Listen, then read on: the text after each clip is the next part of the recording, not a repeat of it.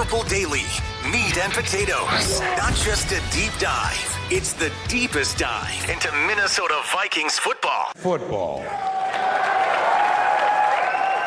That's right, time for meat and potatoes. Zolgad, AJ, and of course our guy Tyler Forness, who does a great job covering the Vikings A to Z sports. Check out his work there. We are going to talk about Sam Darnold and what Tyler saw on Sunday from Darnold, who had a rough game statistically and had 3 picks, almost 4. But before we do that, quick shout out to the exclusive personal injury law firm of this show, Purple Daily and Meat and Potatoes. Nicolay Law. Nicolay Law knows that when you or a loved one gets injured, ordinary life can come to a stop and things can get complicated. During that time, insurance companies are likely to pressure you. They don't care if you get better. They don't care if your bills are piling up, and they don't care that you may not be able to work.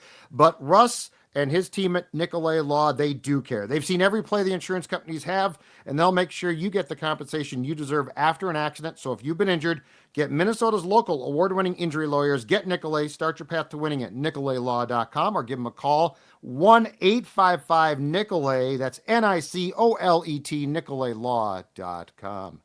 All right, boys. Forno, let's get right to it, because you actually spent, I think, a good portion probably of Monday watching the film of Sam Darnold in Jacksonville.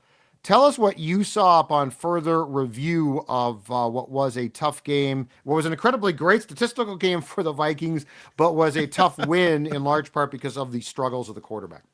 I want to start here. Those who are calling Kevin O'Connell a bad play caller don't understand what they're looking at. They're mad at execution.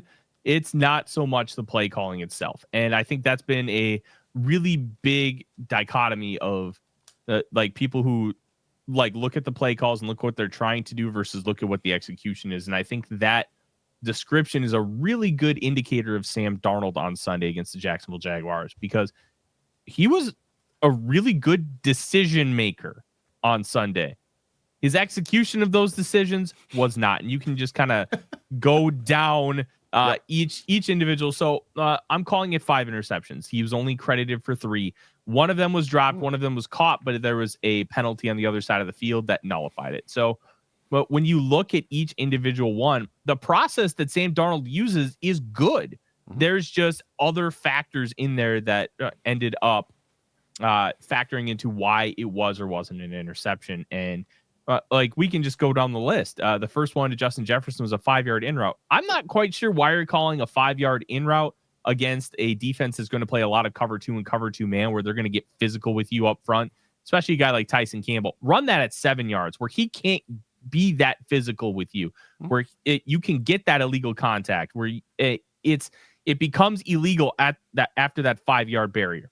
So I don't like that in a sense, but also it doesn't really matter because it's Justin Jefferson. You put the ball in the numbers, you expect him to catch that ball. So it's one of those things where I think you could have ran that a little bit smarter, but it's also really not a big deal because Jefferson comes up down with that 9 out of 10. It gets batted up in the air, and you have TJ Hockenson running an inside slant to clear out those linebackers to make that throwing lane, but it gets tipped up far enough where the linebacker who got cleared out is able to intercept the pass.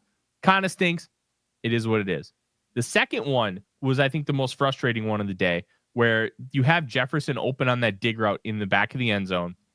And so initially I thought, okay, it's just a poor throw because you have Jefferson. He just keeps continuing the dig route. And if you lay that out in front, that's an easy touchdown. But there's this little step forward that he takes when he finishes what his route is supposed to be. And then he kind of starts improvising. I think what ended up happening was Darnold thought Jefferson was going to keep climbing forward.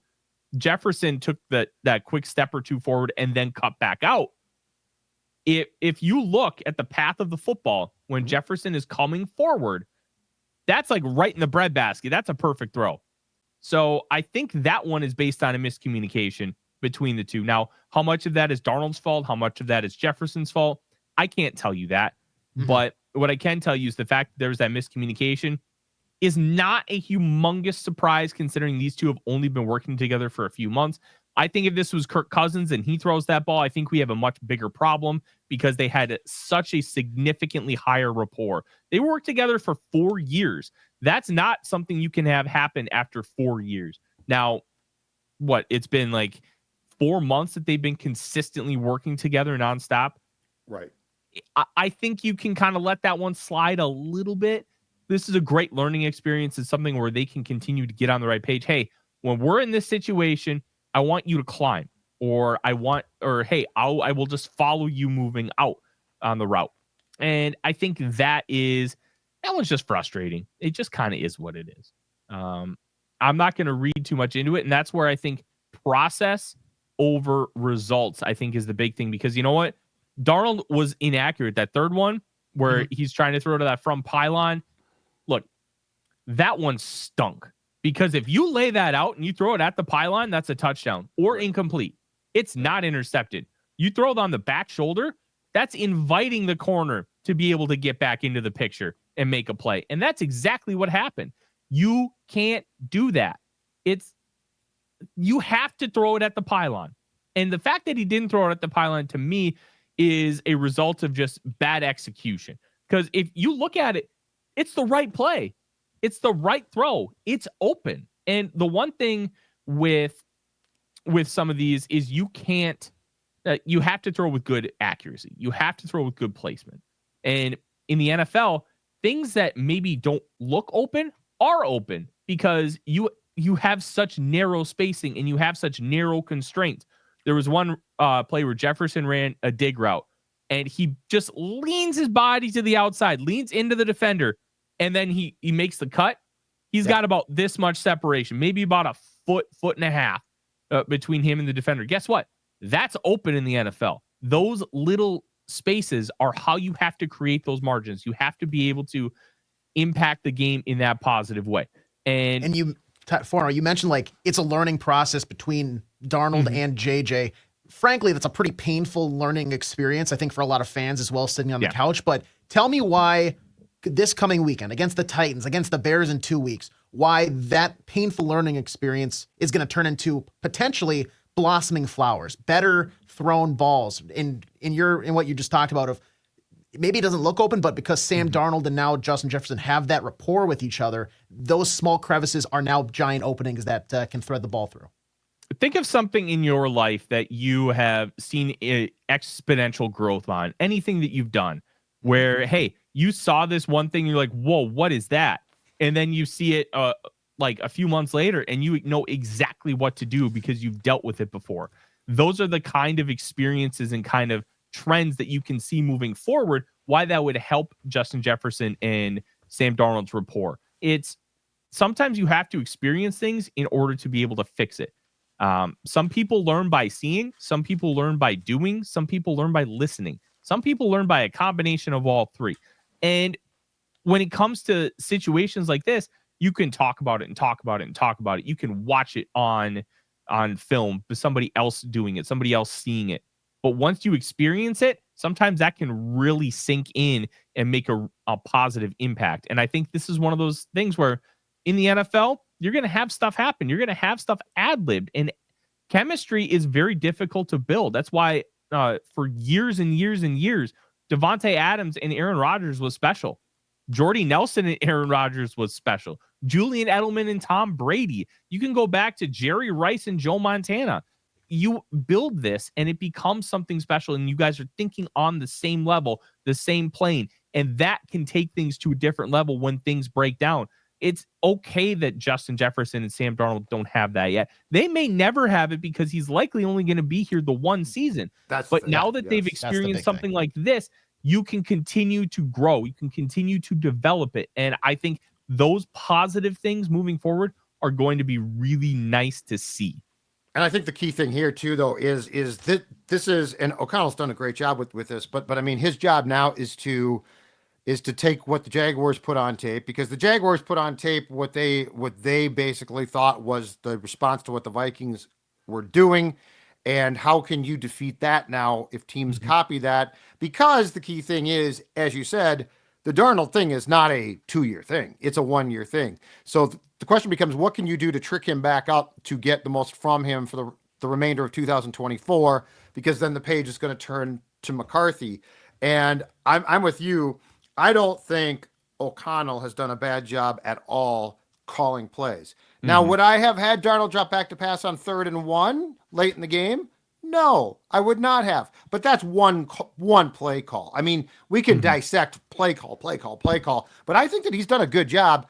I just think what the Jaguars did, and they're not that great, but I think what the Jaguars did was they basically showed you what this league is all about, which is adjustments. And what Darnold and the Vikings offense saw was an adjustment to what the Vikings are doing. And so now the question against the Titans, I think especially in the red zone, what do you try to tweak back? But I mean, that's what makes this sport fun. That's what makes all sports fun. You are not allowed to just say, well, this is what we're going to do, and it's always going to work.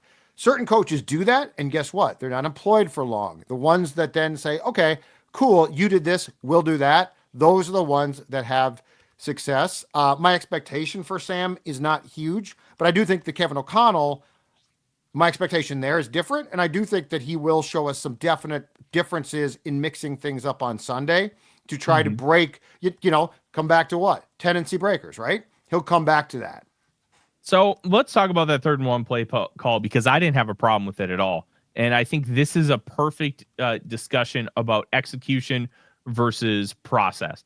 And people are like, oh, the Vikings are gashing them with like 4.5 yards of carry. Sure, they were running the ball effectively, but I'll say this much. The whole idea of this play call was to absolutely bury the Jaguars underneath the ground and to finish the job. So one of the reasons why you call this play on 3rd and 1 is because then you have 4th and 1 and you can just run the ball there. You want to put the dagger in, and you don't want to take that chance with this type of play on 4th down, because you're limiting the field because you're having a little bit of a rollout. This is an execution problem, and Kevin O'Connell mentioned it yesterday during his press conference. One of the things that you saw early on was Travon Walker just gets through both Josh Oliver and Brian O'Neill. There was a miscommunication with the protection call somewhere down the line, because Brian O'Neill's down blocking on the 3 technique and Josh Oliver gets a chip and release. Right. So somebody missed the assignment. That's what happened on that play. Because you know what? If you don't miss the assignment and you get enough of Travon Walker and Sam Darnold rolls out, guess what? There is a wide open receiver. I can't remember if it's Addison or Jefferson running a sail route, and you get like 15 yards and a 1st down. And guess what? That helps you ice the game. Yep. It may not be the final blow, but you know what? Ice the game. Given the situation and the circumstance, you can't do that to Darnold right then. He doesn't have the ability. He's off. The brakes on the car are gone. You have to, basically what you have to say to yourself is, self, I know what I want, because theoretically, Tyler, what you just said is brilliant, but Sam Darnold is having a day, and it's a bad day. And the problem is, if you have a good quarterback and it breaks down, that ball out of bounds. But what does Sam do? And we've seen this. He retreats, he turns wrong, he gets sacked, 8 yards lost. It wasn't worth the risk. It wasn't worth the risk. You bury teams with good players. Justin Jefferson, good player. Jordan, Addison, good player. At that point, though, you had watched a day full of Darnold, and you're still just going to say, oh, what the heck? He can make that play. This is where you've got to be smart and use your noggin to say, I love what I wanted to do. I can't do that today. Next year with McCarthy, hopefully, absolutely. But that's what drives me crazy about coaching is, your process can be great, but process gets you fired if you don't understand the predicament that you're in. That's the problem. See, now I'm going to be honest here. I don't completely agree with you. And let me kind of walk through the process here, because I think this conversation is a really interesting one, especially when we talk about the idea of process versus execution. So the reason why this play failed had 0% to do with Sam Darnold. He's going play action, and he's going to start booting out to the right. So it's a flood play call. You have 3 levels. You have the shallow level, which is just going to be like a little whip return route about 1 or 2 yards down the field. You're going to have like a shallow out about 5 yards. Then you're going to have that sail route about 15 yards. The whole idea here is you want to manipulate the cover 2 coverage, because you have these shallow defenders when you're playing zone. You have the flat defender and you have the deep one. That sail route should be wide open. And if it's not, then you hit the 5 yard. If that's not, you either hit the shallow one or you just throw it away. So when you're looking at those progressions, Darnold had overall, from a process standpoint, we can talk about the other 2 non-interceptions as well. From a process standpoint, he was making good decisions. And I think that's where Kevin O'Connell's brain is at. because I have my quarterback making good decisions. He missed on a couple throws. We had the miscommunication with Jefferson. We had the tipped interception early on in the game. Like, if you take out the tipped interception, which to me isn't really a fault of anybody, it's just a good play by the defense, like that we can isolate out. You have the interception to Jefferson where you have a miscommunication between the two. I think you can isolate that also as a one-off. The sail route, inexcusable. You cannot make a throw behind the defender. That's on Darnold, not from a process standpoint, from an execution one. The fourth one, where it was an almost interception, where you have Jordan Addison in that little hole between the linebackers and the two deep safeties. That's the Tampa 2 hole. That is where the Vikings dropped that linebacker to prevent that. That is why Tony Dungy ended up winning a Super Bowl at the Indianapolis Colts, because they created that defense in Tampa Bay. So you have Jordan Addison wide open because he gets perfectly in the hole. They time it right. But Ed Ingram gets pushed back by Eric Armstead on that play. Sam Darnold cannot step into the throw, so he has to use all arm, and that's what causes it to sail. The fifth one completely misses on a post route. He needs to throw that inside shoulder. He throws it outside shoulder. So you're looking at 2 of those 5 interceptions where I can 100% say this is all on Sam Darnold for how he threw the football, not from a process standpoint. Because from a process standpoint, I thought he was pretty good all game long. So I feel like even from that, even with some of those mistakes, imploring him to be able to make that kind of play. Hey, if it's not there, just throw it away. Something he has done consistently in these type of situations. So even though from your perspective, maybe running the ball would be the 100th percentile outcome, but he wants to end the game. And this is something that we had a problem with Mike Zimmer for years. And to me, you can't have it both ways. We had a problem finishing teams off. What does Kevin O'Connell do against the Lions? Tries to finish them off, honestly, with a very similar concept. But this one is different because it would give you 4th and 1 and then a chance to run the ball and get that in plus territory. Where against the Lions, you're in your own territory. I don't like that call as much because you're eliminating so much of the field, but you don't have recourse afterwards. Yep. If the end result could be a sack, it's a mistake. If the end result could be a sack, you just went from 4th and 1 to now 4th and I believe it was 9. And you know that your punter, if he has one weakness, it's pinning teams. He's not good at it. That ball went to the 17. From a management of the game right there, I didn't like it. I won't like it. I know that in the future you might have a QB who you trust there. You probably trust Kirk there. With Sam, I say to myself, if I think there's a percentile chance that he's going to take a sack, going to have to take a sack, I'm out on that. So that's where, but I mean, this doesn't mean that I fundamentally disagree with everything. I just think that Kevin O'Connell's doing a great job. That was my main point. But I don't think that we can go through every play call with any coach and say, yeah, given the circumstances, I would have far preferred to put the ball in Aaron Jones' hands and given him a chance to get 1 yard twice than I would to take a sack. Because I know that Ryan Wright very well is going to do what he did. And that becomes a problem because now it's at the 17. So, yeah, but I mean, that's one play. That's just one play. It's a small thing. And it's also, if that play is blocked normally, like any other time of the game, then I don't think we're even having this conversation. Yeah. I think it's just like, hey, you know what? They took a shot, and you know what? I think they could have completed it based on kind of my initial viewing of the all-22. But part of the problem was Travon Walker was on him so fast because they blew that block that you couldn't even necessarily see the route concept fully developing. Yeah. But it's one play. It's one, like it's not the main sticking point. I'm with you. Overall, this O'Connell called a bad game thing to me, it's nonsense. I think he's, in fact, I actually think the guy is having his best play calling season in 3 years. Like he took Kirk and he definitely made Kirk better. But the amount that they felt compelled to abandon the run a year ago was disturbing. Now he's got Jones. They've done a great job there. So, and look, I mean, Sam Darnold's not that special. And I think he's done a great job. So I think we're on the same page. All right. let's get to some questions next. But before we do that, boys, I want to talk about my friends' gathering space for Southern Hospitality. That, of course, is Butcher and the Boar. Great for family and business gatherings. The smokehouse and butcher serve up just absolutely great signature food, high-end cuisine with a warm, welcoming atmosphere. Happy hour, 4 to 6 p.m. every day. Brunch on weekends, absolutely outstanding.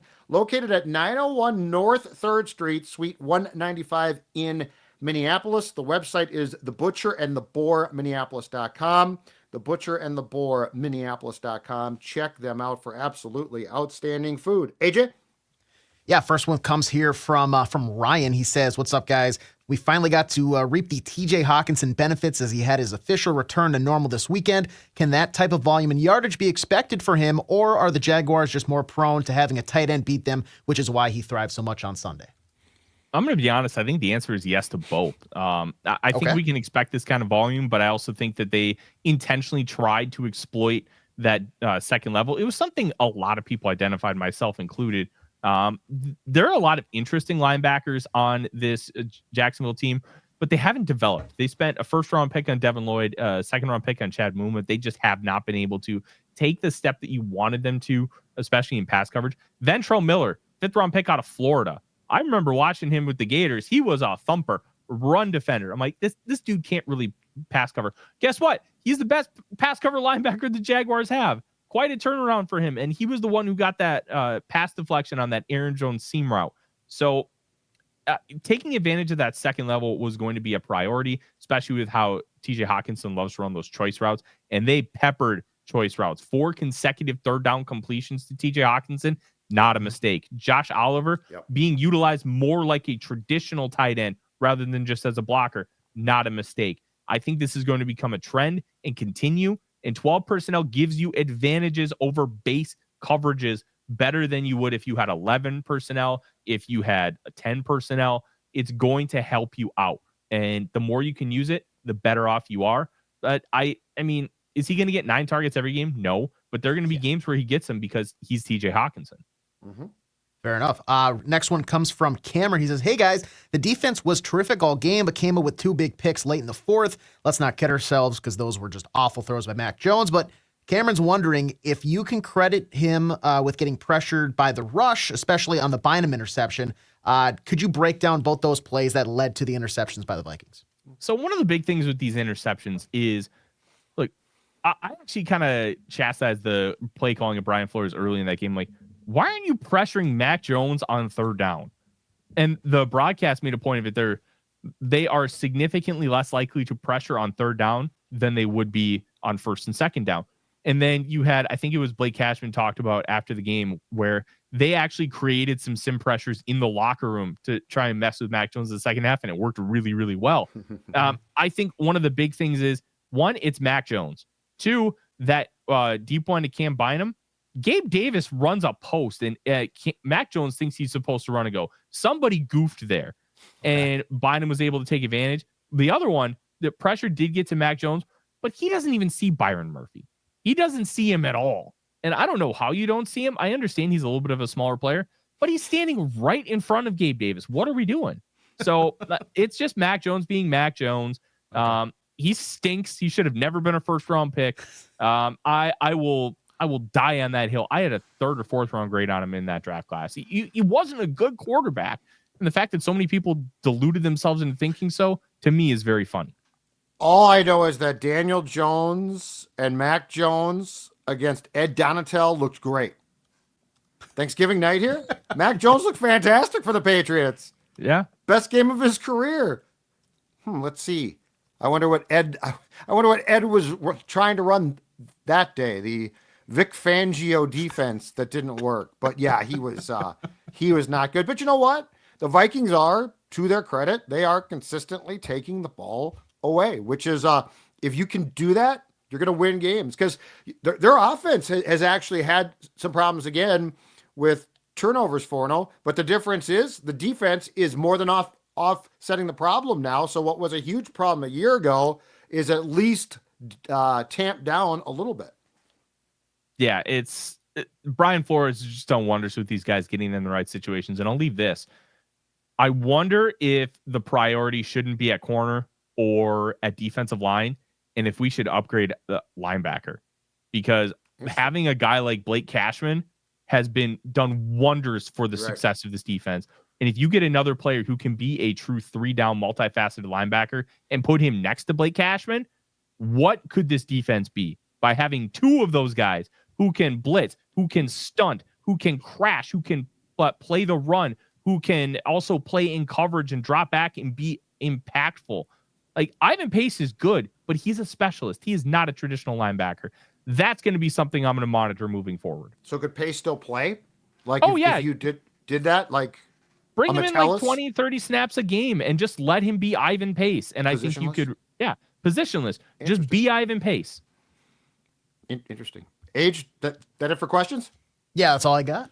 All right. I'm on a tight schedule. I apologize, but Forno, great stuff. Good spirited discussion. I think for the most part, though, we are on the same page, which is Kevin O'Connell is doing a really good job of calling plays, given the situation. Again, check out Tyler's work, A to Z Sports, and also plug your podcast before we go, Forno. Don't Vikings First and Skull. Search it on any podcast platform and the YouTube as well. Like, subscribe, give us 5 stars. We appreciate you. More meat and potatoes next week. We'll talk to you then.